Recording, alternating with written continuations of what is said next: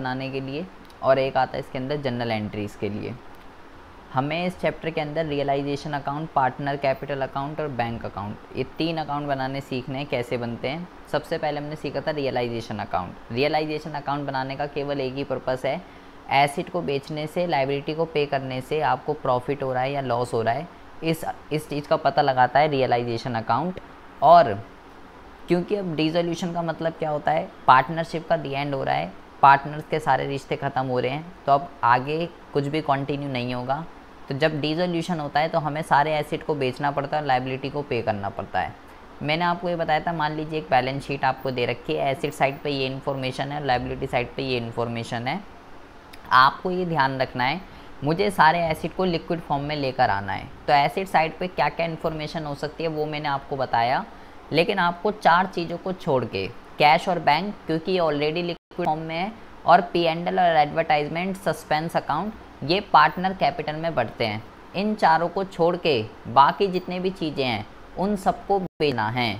Liability side की अगर बात करें, ये इन्फॉर्मेशन हो सकती है, यहाँ पे क्या क्या पे करना है, लायबिलिटी को पे करते हैं, एसेट को बेचते हैं। कैपिटल को छोड़ के, क्योंकि कैपिटल ऑलरेडी लिक्विड फॉर्म में होती है, जो हम पैसा लगा, ऑनर जो पैसा लगाता है, जो पार्टनर पैसा लगाते हैं वही तो कैपिटल है, तो वो तो ऑलरेडी लिक्विड फॉर्म में है। P&L, जनरल रिजर्व और वर्कमैन कंपनसेशन, ये बटने वाली चीज़ें होती हैं, इसलिए इसको छोड़ देंगे। और पार्टनर का लोन अगर है उसको नहीं करते।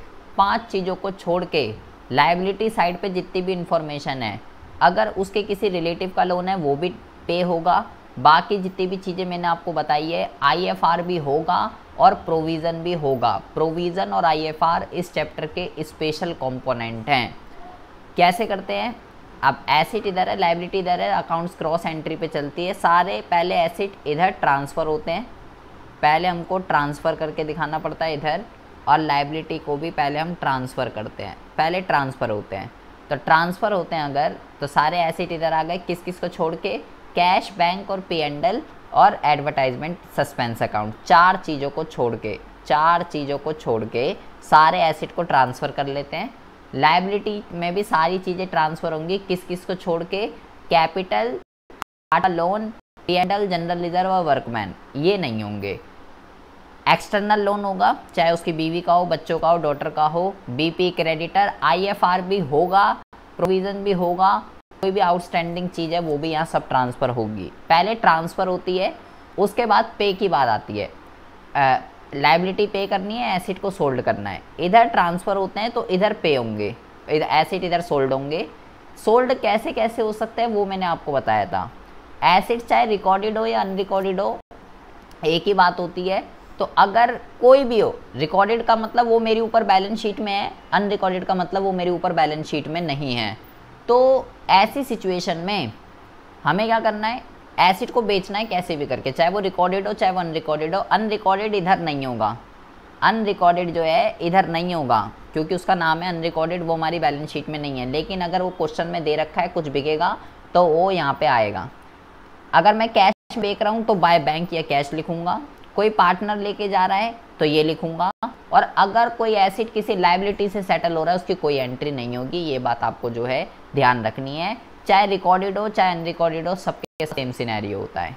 लायबिलिटी इधर पे होती है, सेम वही सीन है जो एसेट के साथ है। रिकॉर्डेड हो अनरिकॉर्डेड हो, मेरे ऊपर बैलेंस शीट में है या नहीं है, सब कुछ इधर पे होगा। कैश में हो रहा है तो ये आ जाएगा, पार्टनर पे कर रहे हैं तो ये आ जाएगा, और किसको छोड़ के, IFR और प्रोविज़न फॉर डाउटफुल डेप्ट को छोड़ के। IFR और प्रोविज़न केवल ट्रांसफ़र होते हैं, केवल ट्रांसफ़र और ट्रांसफ़र, ये पे नहीं होते, क्योंकि ये कोई ऐसी लायबिलिटी नहीं है जिसको मुझे पे करना है, बस वहाँ पे ट्रांसफ़र होते हैं और कुछ नहीं।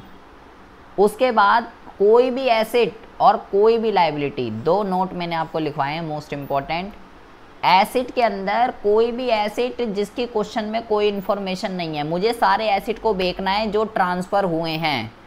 अगर वो क्वेश्चन में इन्फॉर्मेशन नहीं दे रखी कि वो कैश में बिके, कोई पार्टनर ले गया, किसी लायबिलिटी से सेटल हुआ, तो हम उसको बुक वैल्यू पे बेच देते हैं। लेकिन ये रूल गुडविल पे एप्लीकेबल नहीं होता, गुडविल को छोड़ के।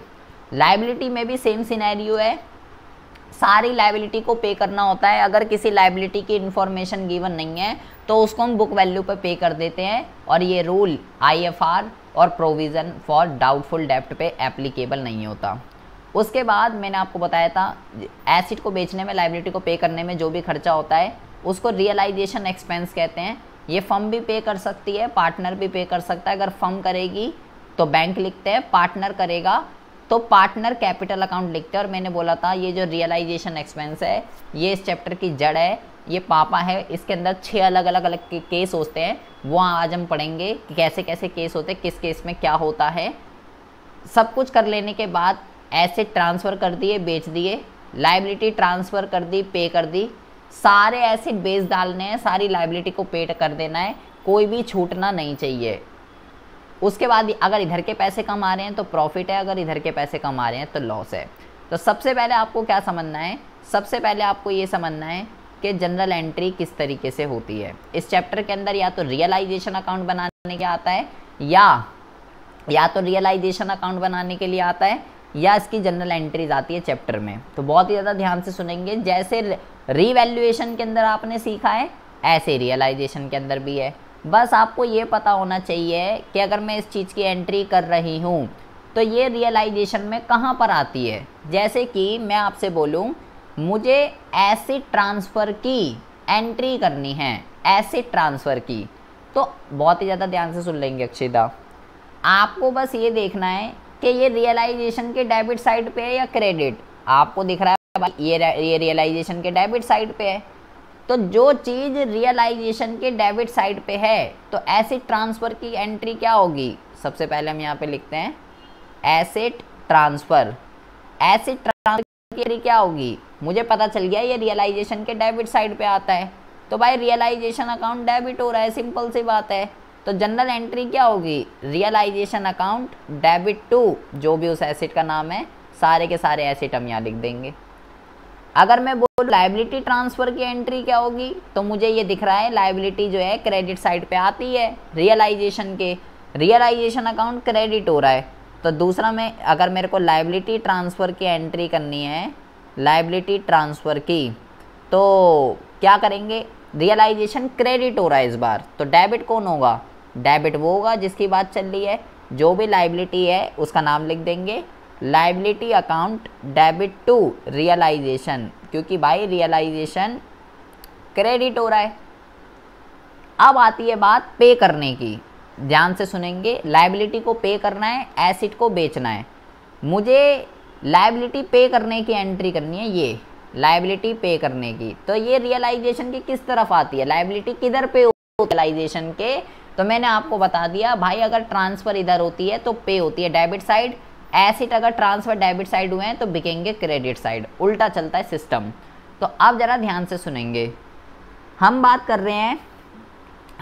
रहे हैं लाइबिलिटी पे की, लाइबिलिटी पे की हम बात कर रहे हैं। कौन सा केस है, अगर कैश में पे हो रही है, कैश में रियलाइजेशन के डेबिट साइड में आती है, डेबिट साइड में, तो भाई रियलाइजेशन अकाउंट डेबिट हो रहा है, तो रियलाइजेशन अकाउंट डेबिट टू। अगर कैश में पे कर रहे हो आप तो कैश लिख देंगे, या बैंक जो भी आप लिखना चाहो, कैश लिखना चाहो कैश, बैंक लिखना चाहो बैंक, कुछ भी लिख सकते हो। इसके अलावा अगर दूसरा केस होता है लाइबिलिटी पे के अंदर, दूसरा केस होता है लाइबिलिटी पे के अंदर के क्या कहते हैं, दूसरा केस इसके अंदर क्या होता है, दूसरा केस इसके अंदर ये होता है कि भाई कोई पार्टनर जो है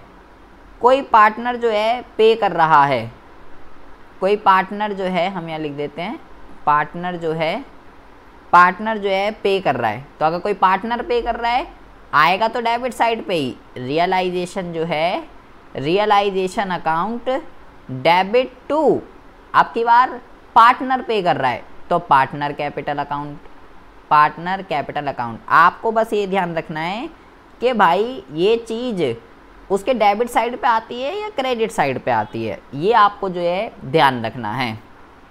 इसके अलावा तीसरा जो मैंने आपको केस बताया कि अगर कोई लाइबिलिटी पे हो रही है, मतलब कि एसेट से सेटल हो रही है, एसेट से, अगर कोई एसेट से सेटल हो रही है तो आपको मैंने बोला इसकी कोई भी एंट्री नहीं होगी, ना ऊपर अकाउंट में दिखाया जाएगा, कोई एंट्री इसकी जो है नहीं होगी। 3 केस मैंने बताए हैं, तीनों केस में रियलाइजेशन क्यों डेबिट हो रहा है, मैं दोनों में, इसमें तो एंट्री होगी नहीं। रियलाइजेशन इसलिए डेबिट हो रहा है क्योंकि लाइबिलिटी किस तरफ पे होती है, डेबिट साइड पे। अगर हम बात करते हैं सेम सिनेरियो में, अब बात करनी है एसिड के बिकने की। अक्षिता लाइबिलिटी पे का बात समझ में आ रहा है, क्यों रियलाइजेशन डेबिट हो रहा है?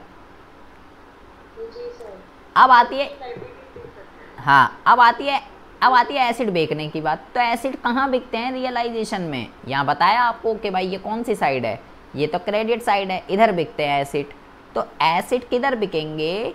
अब हम बात कर रहे हैं एसिड के, एसिड रिलीज की, किधर होंगे एसिड, किधर बिकते हैं? सबसे पहले बात करते हैं अगर कैश में या बैंक में, अगर हम इसमें बेच रहे हैं तो अब रियलाइजेशन अकाउंट क्रेडिट हो रहा है, क्रेडिट। तो डेबिट कौन होगा? अगर कैश में बेच रहे हैं भाई, अगर कैश में बेच रहे हैं तो हमारे पास कैश या बैंक कुछ भी लिख सकते हो, कैश या बैंक, डेबिट टू क्या आएगा, जो भी एसिड बिक रहा है, यहाँ पे लिख देंगे टू एसिड, टू रियलाइजेशन। इसके अलावा अगर कोई पार्टनर लेके जा रहा है, इसको यहाँ लिख देंगे टू रियलाइजेशन। इसके अलावा अगर कोई पार्टनर लेके जा रहा है कोई एसिड, तो क्या होगा, आपकी बार कैश नहीं आएगा, आपकी बार जो है partner capital account debit to realisation. इन सब केस में रियलाइजेशन क्या होगा, इन सब केस में रियलाइजेशन जो है वो भाई क्रेडिट होगा, क्रेडिट। और अगर ये वाला कौन सा केस है, if partner taken, if partner taken, अगर कोई पार्टनर लेके जा रहा है, और इफ़ सेटल्ड बाय लाइबिलिटी, अगर किसी लाइबिलिटी से सेटल हो रहा है कोई एसिड, मतलब क्रेडिटर कह रहा है मुझे मशीन दे दो मैं ये ले जाऊंगा, तो भाई उसकी जो है कोई भी जनरल एंट्री पास नहीं होती है। ये बात आपको जो है ध्यान रखनी है। एसिड बेचने के तीनों केस की हमने एंट्री समझ ली, लाइबिलिटी पे की हमने तीनों केस की एंट्री समझ ली, ठीक है। यहाँ पे बेटा ये जो एंट्रीज हैं लाइबिलिटी पे करने की, चाहे रिकॉर्डेड है चाहे अनरिकॉर्डेड है, सभी के लिए है ये, अलग कोई थोड़ी होगी, चाहे रिकॉर्डेड है चाहे अनरिकॉर्डेड है यही एंट्री होगी। एसिड भी चाहे रिकॉर्डेड है चाहे अनरिकॉर्डेड है, कोई भी है, चाहे रिकॉर्डेड हो चाहे अनरिकॉर्डेड हो, यही एंट्री जो है होगी उसमें। अब बात करते हैं प्रॉफिट की। प्रॉफिट की क्या एंट्री होगी? तो अगर हम बात प्रॉफिट की करते हैं, इसको नाम दे देते हैं 7, इसको नाम दे देते हैं 8, 9। प्रॉफिट की एंट्री की बात करते हैं। प्रॉफिट की एंट्री क्या होगी? तो आपको बस ये पता होना चाहिए कि भाई प्रॉफिट रियलाइजेशन में कहाँ पर आता है, कहाँ पर आता है सुरभि जी प्रॉफिट? क्रेडिट साइड में आता है, बहुत अच्छी बात है।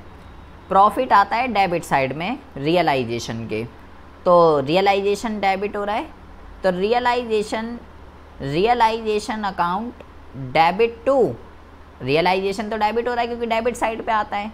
अब यहाँ पे क्या, प्रॉफिट नहीं, partner capital account, partner capital account किसको मिलेगा? वो पार्टनर्स को मिलेगा वो, तो ये हो गई प्रॉफिट की एंट्री। अगर हम बात करें लॉस की एंट्री, लॉस की एंट्री जो है क्या होगी? तो लॉस की एंट्री की अगर हम बात करें तो लॉस आता है क्रेडिट साइड में, अब रियलाइजेशन क्रेडिट होगा, तो लॉस कौन बियर करेगा? पार्टनर बियर करेंगे। Partner capital account, partner capital account, partner capital account debit to क्या कहते हैं, रियलाइजेशन, रियलाइजेशन अकाउंट। ये एंट्री हो गई लॉस की, ये एंट्री हो गई प्रॉफिट की। ये 10 एंट्री आपने समझी। हाँ, पार्टनरों के नाम लिखने हैं, ABC, जो भी पार्टनर होंगे, पार्टनर मैंने यहाँ लिख दिया, सारे पार्टनरों के नाम आएंगे। हमने बेटा रियलाइजेशन के अंदर जितने कंपोनेंट सीखे हैं सारे हमने डाल दिए, एक्सेप्ट एक कंपोनेंट रह गया है जिसका नाम है रियलाइजेशन अकाउंट, रियलाइजेशन एक्सपेंसेस। ये वाला जो है, ये वाला जो है मैंने नहीं डाला, इसकी अभी मैंने जनरल एंट्री आपको नहीं बताई। मैंने आपको ये बताया कि रियलाइजेशन एक्सपेंस किस साइड आता है, किस साइड आता है बेटा रियलाइजेशन एक्सपेंस। अक्षिता किधर आता है, डेबिट साइड आता है या क्रेडिट साइड आता है? अभी ऊपर समझाया था। Credit side. कौन सी side? Realisation expense debit side पे आता है, डेबिट साइड पे। ये बेटा बहुत ही ज़्यादा ध्यान से सुनेंगे, इस पे सेपरेट क्वेश्चन, सिर्फ इसके ऊपर सेपरेट क्वेश्चन भी एग्जाम में पूछा जा सकता है। इसके अंदर अलग अलग तरीके के केस होते। हाँ जी, ब्रैकेट में लिख दो ना, डेबिट साइड आता है। अरे तो उसमें अभी यहाँ हम लिख देते हैं डेबिट साइड, डेबिट साइड आता है, ये लो ठीक है। आपको ज़रा बहुत ही ज़्यादा ध्यान से सुनना है, क्या कहते हैं, इसके ऊपर सेपरेट क्वेश्चन पूछे जाते हैं 6-6 नंबरों के, और सबसे ज़्यादा कंफ्यूजिंग टॉपिक है ये। हमें यहाँ पे 6 केस समझने हैं, 6 केस की जनरल एंट्री समझनी है। तो आपको बेटा एक चीज़ ध्यान रखनी है, देखो 2 वर्ड हम यहाँ पे बात कर रहे हैं, 2 वर्ड हम यहाँ पे बात कर रहे हैं। एक है बेटा, एक है बॉर्न बाय और एक है पेड बाय। ज़रा ध्यान से सुनेंगे इस दोनों का मतलब। बॉर्न बाय का मतलब होता है, बॉर्न बाय का मतलब होता है किसको, किसको पे करना है, किसको पे करना है या किसको पे करना था, किसकी रिस्पॉन्सिबिलिटी थी, किसकी जिम्मेदारी थी। और पेड बाय का मतलब क्या होता है? पेड बाय का मतलब होता है किसने पे किया। एक होता है बॉर्न बाय, एक होता है पेड बाय। बॉर्न बाय का मतलब होता है किसको पे करना है, किसकी रिस्पॉन्सिबिलिटी है पे करने की। जैसे कि मान लीजिए सुरभि को फीस पे करनी है अपनी इको की, ठीक है, तो बॉर्न बाय है सुरभि कि भाई सुरभि को फीस पे करनी है, लेकिन सुरभि के पास अभी पैसे नहीं है। तो सुरभि की बेस्ट फ्रेंड है अक्षिता, सुरभि ने बोला अक्षिता तू पे कर दे मेरी फीस, मैं तेरे को अगले महीने पैसे दे दूंगी। तो यहाँ पे क्या हुआ, बॉर्न बाय है सुरभि, सुरभि को पे करनी थी, लेकिन सुरभि के बिहाफ पे किसने पे कर दी, अक्षिता ने। तो पेड बाय कौन है, पेड बाय है अक्षिता। ऐसा भी हो सकता है सुरभि को पे करनी थी, सुरभि ने पे कर दी, ऐसा भी हो सकता है। तो ऐसे सिनेरियो में बॉर्न बाय भी सुरभि हो जाएगी और पेड बाय भी सुरभि हो जाएगी कि भाई उसको पे करनी थी, उसने पे कर दी। तो दोनों बंदे सेम भी हो सकते हैं और दोनों बंदे अलग अलग भी हो सकते हैं। बॉर्न बाय का मतलब किसको करनी थी, पेड बाय का मतलब एक्चुअल में किसने पे करी है। अब हो सकता है उसी ने पे कर दी हो जो बॉर्न बाय था, या ऐसा हो सकता है कोई किसी दूसरे ने पे कर दी हो। आपको बेटा ये ध्यान रखना है एक बात, जिस भी एंट्री के अंदर बॉर्न बाय फर्म लिखा होगा, बॉर्न बाय फर्म लिखा होगा, जिस भी केस के अंदर, जो भी मैं आपको अभी बताऊंगा, जहां पर भी बॉर्न बाय फर्म होगा वहां बेटा रियलाइजेशन अकाउंट डेबिट होगा ही होगा, वहां रियलाइजेशन अकाउंट डेबिट होगा ही होगा। बात घोल के पी जाइए, लॉक कर दीजिए। और जहां पर भी पेड बाय फर्म होगा वहां पे बैंक या कैश, कुछ भी कह सकते हो, वहां पे बैंक या कैश क्रेडिट होगा ही होगा।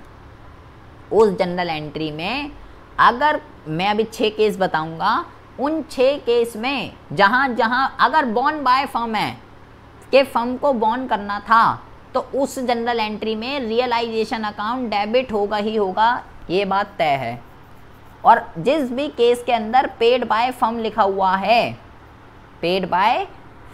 हुआ है, तो उस जनरल एंट्री के अंदर बैंक और कैश क्रेडिट होगा ही होगा, ये बात तय है। बॉर्न बाय का मतलब होता है किसको पे करना था, बॉर्न बाय का मतलब होता है किसको पे करना था, और पेड बाय का मतलब होता है एक्चुअल में उस चीज़ को किसने पे किया। सबसे पहली बात तो आपको ये बात जो है आ रही है समझ में अक्षिता, बॉर्न बाय और पेड बाय का क्या मतलब है। बॉर्न बाय का मतलब किसको करना था, पेड बाय का मतलब एक्चुअल में उस चीज़ को किसने पे किया। आ रही है जी समझ में बात। देखिए जी, बहुत ही ज़्यादा ध्यान से सुनेंगे। सुरभि आवाज़ आ रही है? आ रही है। चलिए जी, सबसे पहले केस में है जी, देखिए उसका नेट का इशू हो रहा है। सबसे पहले केस के अंदर क्या होता है, सबसे पहले केस के अंदर होता है, पहला केस होता है व्हेन रियलाइजेशन एक्सपेंस, एक मिनट रुको जरा, borne by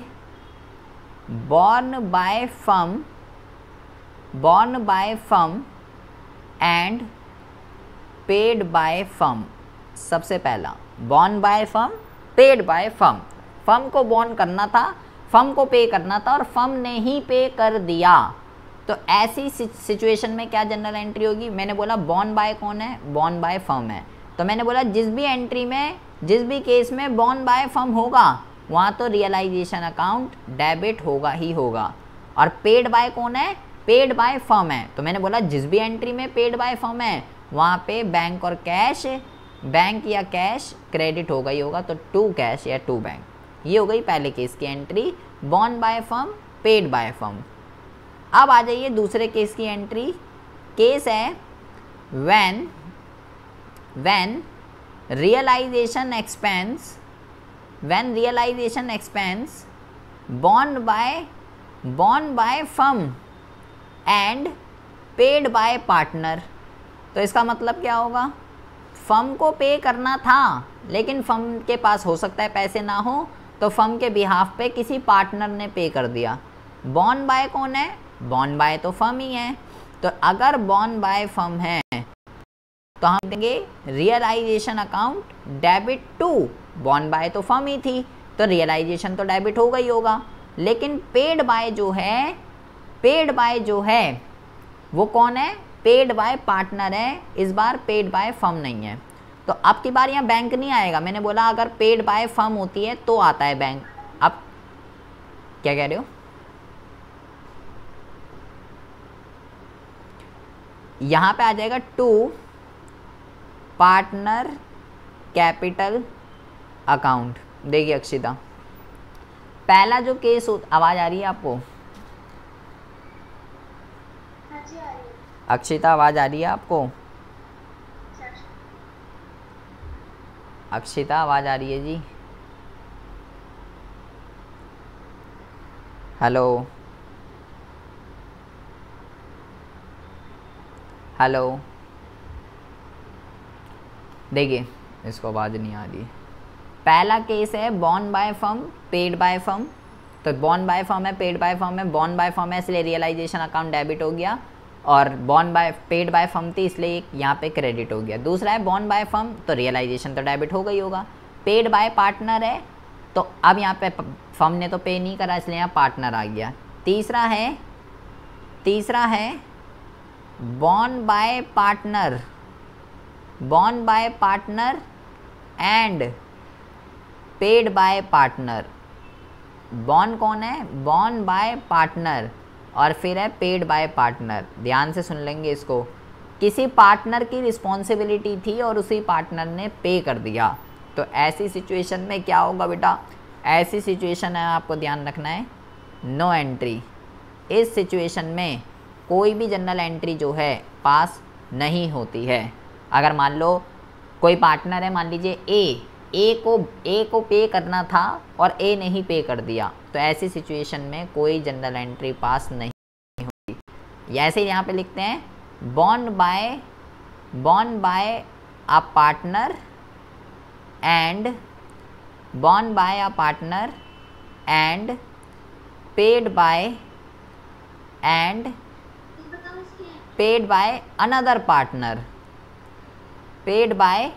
अनदर पार्टनर। अब इसमें क्या है, borne by a partner and paid by another partner. जैसे मान लो बॉर्न बाय अ पार्टनर, मान लो ए को पे करना था और पेड बाय अनदर पार्टनर, तो मान लीजिए बी ने पे कर दिया। तो ऐसी सिचुएशन में क्या एंट्री होगी? ऐसी सिचुएशन में एंट्री होगी ए कैपिटल अकाउंट डेबिट टू, यहाँ पे एंट्री हो जाएगी बी कैपिटल अकाउंट। यहाँ पे जो है ये जनरल एंट्री हो जाएगी। पहला जो केस है वो है borne by firm, paid by firm, तो दोनों में क्या हो जाएगा? Realisation account debit to bank. दूसरा है borne by firm, paid by partner, entry हो जाएगी realisation debit to partner capital. तीसरा है borne by partner, paid by partner, कोई एंट्री नहीं होगी इसके अंदर। चौथा है किसी पार्टनर को पे करना था और किसी दूसरे पार्टनर ने जो है उस चीज़ को पे कर दिया। ठीक है, अब ज़रा ध्यान से सुनेंगे बेटा। अब हम बात कर रहे हैं एक फिफ्थ केस के रिगार्डिंग। ये बहुत ही ज़्यादा इम्पॉर्टेंट है, इसको ज़रा ध्यान से सुनेंगे। इसको कहते हैं एक मिनट, इसको कहते हैं व्हेन, इसको ज़रा ध्यान से सुनेंगे। When the firm has agree to pay fix amount. बहुत ही ज़्यादा ध्यान से सुनेंगे, ये केस क्या है, ये सबसे ज़्यादा इम्पॉर्टेंट केस है इसके अंदर। When the firm has agree to pay a fix amount, कोई पार्टनर ये कहेगा कि जी ऐसा है, मैं आपके सारे एसेट बिकवा दूंगा, सारी लाइबिलिटी पे करवा दूंगा, ये एसेट को बिकवाने का, लाइबिलिटी को पे करने का जो भी जिम्मा है वो सब मैं ले लूँगा, मुझे जो है ना एक फ़िक्स अमाउंट दे दीजिए, एक फ़िक्स अमाउंट। तो आपको ये ध्यान रखना है, अगर ये वाला केस है, बहुत ही ज़्यादा ध्यान से सुनेंगे प्लीज़। अगर कोई पार्टनर ये जिम्मा ले रहा है कि मैं सारे एसेट बिकवाऊंगा या लाइबिलिटी को पे करवाऊंगा, तो वो उसके बदले में उसको सैलरी चाहिए और कमीशन चाहिए। ठीक है, जिस बदले में वो पैसे मांग रहा है। 1 मिनट रुकिएगा बेटा, बस 2 मिनट रुकिएगा। ठीक है, इस केस के अंदर क्या है, कोई पार्टनर क्या कह रहा है, कोई पार्टनर ये कह रहा है कि भाई मुझे ना एक फ़िक्स अमाउंट दे दीजिए, इतना लाइक 10,000 रुपये दे दो, मैं सब कुछ बिकवा दूंगा, एसेट लाइबिलिटी सब कुछ। तो वो जो पैसे मांग रहा है वो किस चीज़ के मांग रहा है, उसको हम सैलरी भी कह सकते हैं, कमीशन भी कह सकते हैं, और सैलरी को रिम्यूनरेशन भी कहते हैं। ठीक है, ये आपको ध्यान रखना है, रिम्यूनरेशन भी कहते हैं उसको, कुछ भी लिखा हुआ हो सकता है। एक तो इस चीज़ के लिए, और प्लस एसेट और लाइबिलिटी इसको बिकवाने में खर्चा होता है, उसको रियलाइजेशन एक्सपेंस कहते हैं। तो वो कह रहा है मुझे ना एक फ़िक्स अमाउंट दे दो 10,000 रुपये, उसमें मेरी सैलरी और कमीशन ये भी है, और प्लस जो भी रियलाइजेशन का एक्सपेंस होगा ना वो भी मैं इसी में ही निपटा दूंगा, सारा का सारा। कॉन्सेप्ट समझिए क्या कह रहा है। वो कह रहा है मुझे 10,000 रुपये दे दो, 10,000 रुपये। ये मैं एक एग्जांपल दे रहा हूँ, अमाउंट कुछ भी हो सकता है, 5,000, 7,000, 10,000, 15, 20, कुछ भी। वो ये कह रहा है मुझे ना ये कि 10,000 रुपये दे दो, इस 10,000 में मेरी जो भी कमीशन बन रही है एसेट लाइबिलिटी को बिकवाने की, कमीशन कह लो या सैलरी कह लो, वो भी मैं इसी में एडजस्ट कर लूँगा, और जो भी रियलाइजेशन का एक्सपेंस आएगा वो भी मैं ही पे करूँगा, इसी में से सब मैं इसी में निपटा दूँगा, मुझे बस 10,000 रुपये दे दीजिए आप। तो ये केस आपको समझना है, ये केस बहुत ही ज़्यादा जो है बेटा इम्पॉर्टेंट है, बहुत ज़्यादा। तो ऐसे केस में अब क्या है, बहुत ही ज़्यादा ध्यान से सुनेंगे प्लीज़। ऐसे केस के अंदर फर्म जो है पार्टनर को पैसे दे रही है और एक फ़िक्स अमाउंट दे रही है, और क्या बात कह रही है, पार्टनर ये कह रहा है इन एक्सपेंस भी मैं बियर करूँगा इसी फिक्स अमाउंट के अंदर, मुझे बस इतना अमाउंट दे दीजिए। तो फर्म कहती है ठीक है, अगर तुझे बियर करना है तो ठीक है भाई, मेरे से ले ले, तेरे को कितना पैसा चाहिए बता। एंट्री होगी इस केस के अंदर, पहले वाले केस के अंदर रियलाइजेशन एक्सपेंस, ध्यान से समझेंगे इस एंट्री को, realisation account debit to partner capital account, realisation account debit to partner capital account, ये एंट्री होगी इस केस के अंदर। और अब जरा ध्यान से सुनिए, उस पार्टनर ने बोला कि मुझे 10,000 रुपये दे दीजिए, मुझे 10,000 रुपये दे दीजिए, मैं सब कुछ करा दूंगा जी आपका इसके अंदर, मेरी सैलरी कमीशन रियलाइजेशन सब कुछ मैं ही पे करूंगा, मुझे बस ये दे दो। तो भाई फर्म के पास से चले गए 10,000 रुपये, 10,000 10,000। अब बेटा आपको ये ध्यान रखना है कि सब कुछ कराने का जो खर्चा है वो पार्टनर का है, पार्टनर की सरदर्दी है। अब फर्म की कोई सरदर्दी नहीं है। अब वो जो चीज़ है एसेट को बिकवाने का, लायबिलिटी को पे करने का और रियलाइजेशन एक्सपेंस, अब बेटा वो चाहे 15,000 में हो, अब वो चाहे 5,000 में हो, फर्म को उस बात से कोई लेना देना नहीं है कि सारा जिम्मा हायर अमाउंट पे हो या लोअर अमाउंट पे हो। अगर हायर पे होगा तो पार्टनर को नुकसान हो जाएगा, क्योंकि उसने फर्म को बोला कि 10,000 रुपये दे दो, मैं तो उसी में करा दूंगा सब कुछ, आपको कोई एक्स्ट्रा पैसे नहीं देने, मैं 10,000 में निपटा दूंगा सारा। और जबकि एक्चुअल में कितना हुआ 15,000, तो वो उसकी हेडेक है, फर्म की नहीं है। फर्म ने 10,000 रुपये दे दिए, दैट्स इट। अगर 5,000 में हो गया सारा काम तो फिर इसमें पार्टनर को फ़ायदा है, इसमें 5,000 रुपये उसको फ़ायदा हो रहा है। 15,000 वाले में पार्टनर को लॉस हो रहा है, इसमें उसको फ़ायदा हो रहा है। तो बेटा फर्म के लिए ना ही ये मैटर करता, ना ही ये मैटर करता, चाहे वो 15 में हो या वो 5 में हो, फर्म के पास से 10,000 रुपये जा रहे हैं तो फर्म 10,000 रुपये से एंट्री करेगी। एक्चुअल का जो एक्सपेंस है वो ज़्यादा हो या कम हो फर्म के लिए मैटर नहीं करता, क्योंकि फर्म के पास से सिर्फ 10,000 रुपये जा रहे हैं। फर्म के पास से ना ही 15 जा रहे ना 5 जा रहे, फर्म के पास 10,000 जा रहे थे, तो फर्म 10,000 से एंट्री करेगी। और मान लीजिए दे दिए उनने, ठीक है, फर्म ने दे दिए। अब अगर देने के बाद भी बेटा फर्म ने 10,000 रुपये दे दिए किसी पार्टनर को, तो फर्म तो सिर्फ ये सिंगल एंट्री करेगी और कुछ नहीं।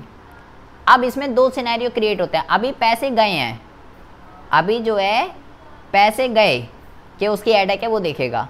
ये तो अभी बॉर्न बाय की एंट्री है, मान लीजिए ये किसकी एंट्री है, ये है बॉर्न बाय की एंट्री, बाय की, कि अब हेडेक, अब किसको पे करने हैं पैसे, अब किसको पे करने हैं पैसे, आप पैसे पे करने हैं पार्टनर को, क्योंकि उसने सरदर्दी अपने जिम्मे ले ली। अगर हम इस केस में पेड बाय की बात करें, पेड बाय की, तो इसमें बेटा 2 सिनेरियो क्रिएट हो जाते हैं।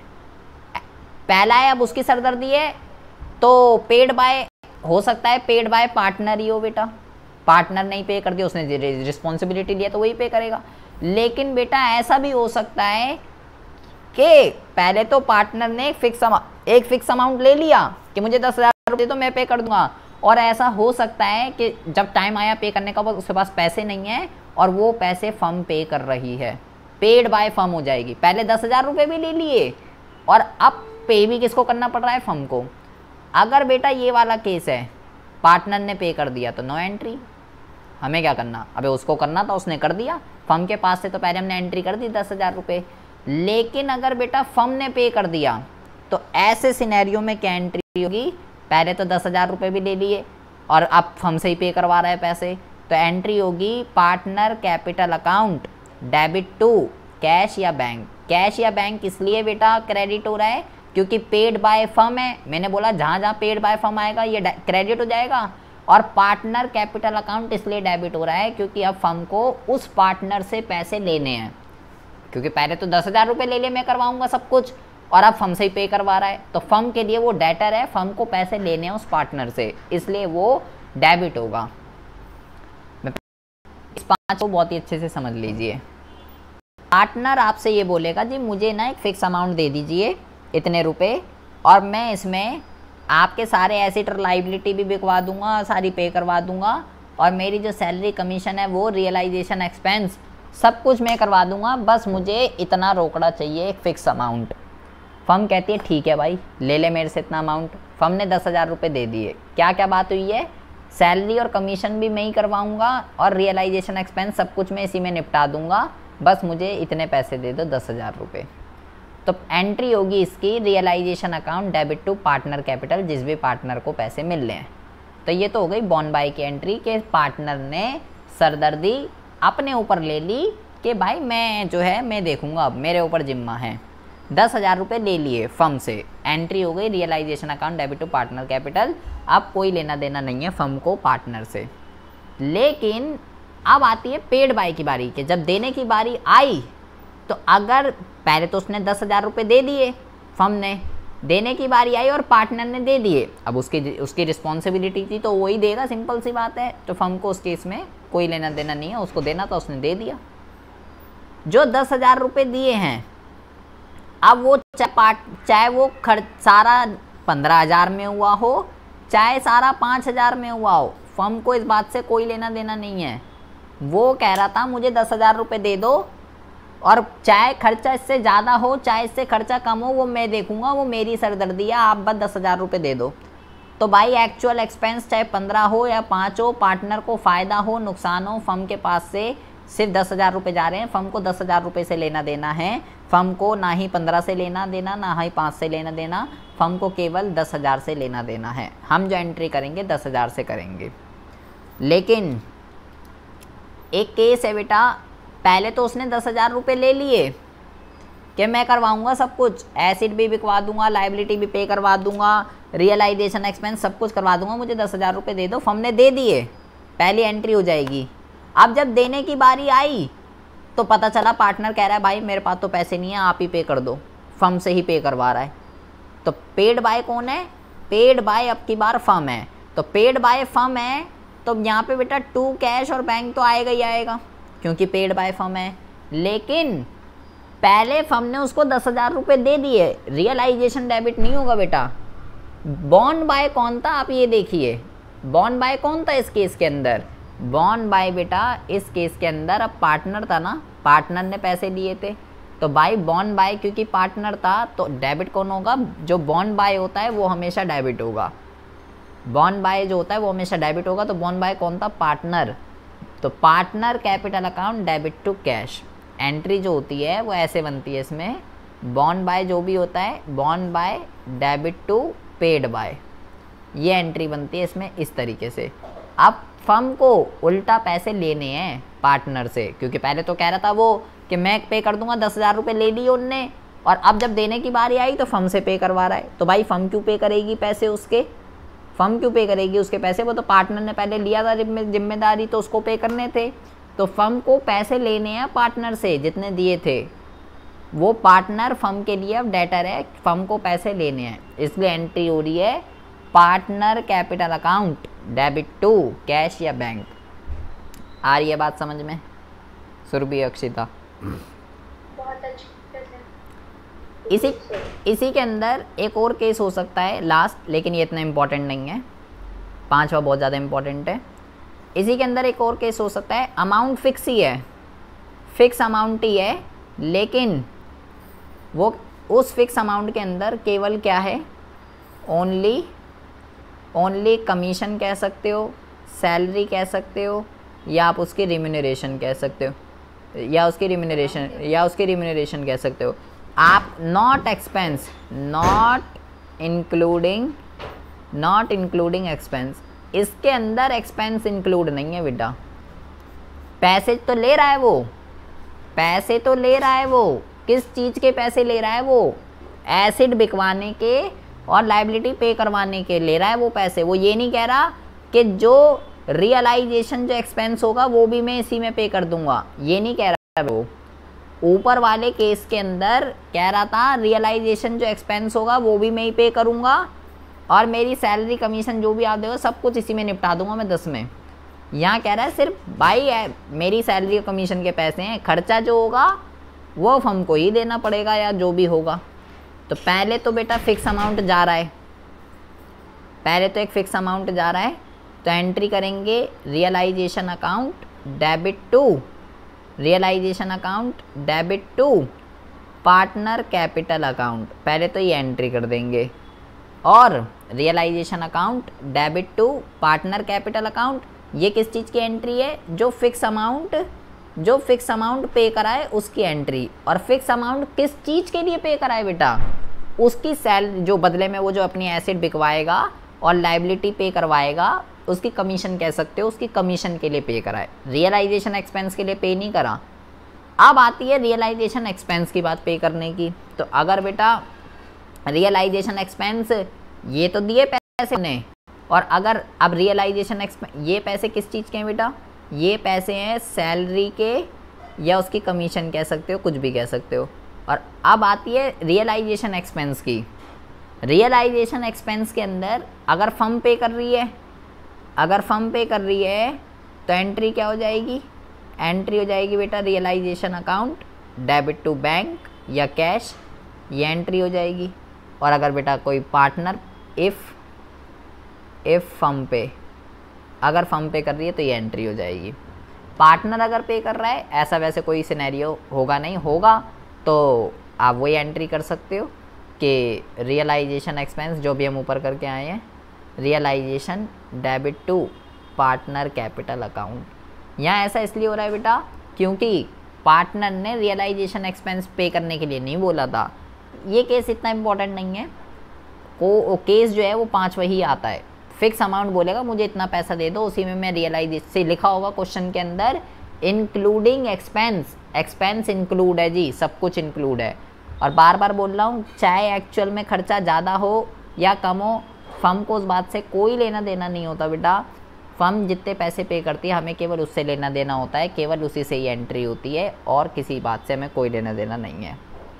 आज आपने जो सीखा है रियलाइजेशन के सारी की सारी जनरल एंट्रीज किस तरीके से की जाती है, ये आपने सीखा है। और एग्ज़ाम में या तो जनरल, और हम ये नहीं कह सकते कि जनरली आएगी, और हम ये भी नहीं कह सकते लेजर आएगी, कभी जनरल कभी लेजर, कभी जनरल कभी लेजर, दोनों के ही चांस 100% है, दोनों में से कुछ भी आ सकता है। आपको ये सारी जनरल एंट्रियाँ मैंने रटवाई नहीं है, क्यों कोई डेबिट हो रहा है, क्यों कोई क्रेडिट हो रहा है, एक एक एंट्री मैंने आपको समझाई है। रटोगे अपने लिए प्रॉब्लम क्रिएट करोगे, रट्टा कब तक याद रहेगा, फिर भूल जाओगे। एसिड की दर बिकते हैं, लाइबिलिटी की दर पे होती है पार्ट जी। जो आपने लास्ट में एंट्री बताई थी इंक्लूडिंग एक्सक्लूडिंग सैलरी वाली, एक्सक्लूडिंग एक्सपेंस, हाँ हाँ उसमें दोनों जोड़ के भी तो कर सकते थे ना। हाँ, अरे जोड़ के तो सारी कर सकते हो, कोई दिक्कत, कंबाइंड एंट्री तो मैं तो आपको अलग अलग सिखाइए था, जोड़ के तो सारी कर सकते हो, कोई दिक्कत वाली बात नहीं है। इसको भी आप जोड़ के कर सकते हो, 5वीं वाली को ऊपर जमने पड़ी है। तो रटना नहीं है किसी भी